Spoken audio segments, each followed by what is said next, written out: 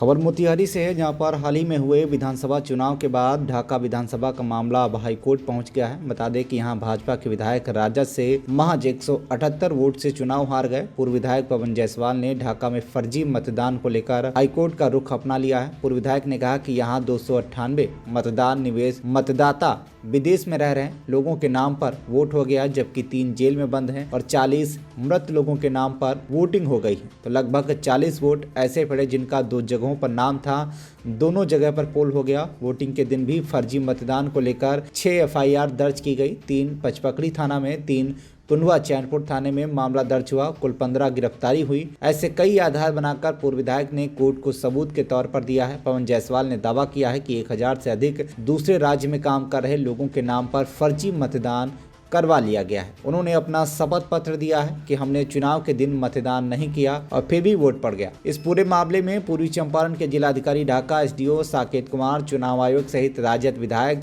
फैसल रहमान को प्रतिवादी बनाया गया है। उक्त मामले की पहली सुनवाई 24 दिसंबर को, जिसके बाद प्रतिवादी को नोटिस भेज दिया गया है। चुनाव के पश्चात जब 178 वोट से जीत हार का मामला सामने आया, उसके बाद जब पोलिंग एजेंटों की बैठक मैंने किया तो पोलिंग एजेंटों के द्वारा बताया गया कि फर्जी मतदान के क्रम में काफ़ी संख्या में विदेश में रहने वाले लोग, राज्य के बाहर रहने वाले लोग, मरे हुए मृत लोग के नाम पर, जेल में रहने वाले लोगों के नाम पर वोटिंग हुआ।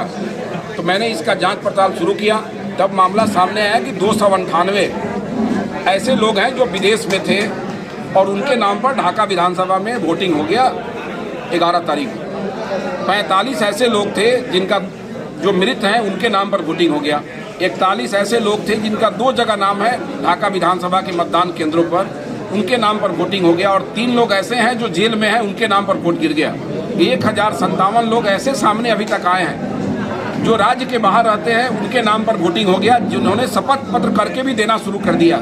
ये काफ़ी गलत कृत्य है और RJD के द्वारा प्लानिंग वे में सुनियोजित साजिश के तहत ढाका विधानसभा में फर्जी वोटिंग की प्लानिंग की गई थी।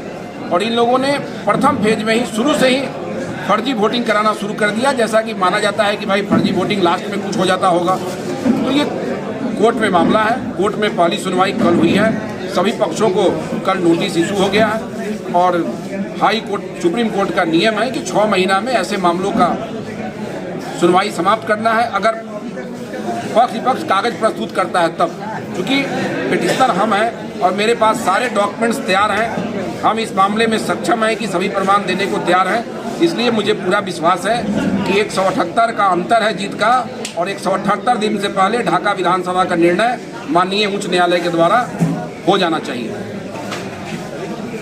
मोतिहारी से रवि कुमार गुप्ता की रिपोर्ट, TV1 इंडिया न्यूज।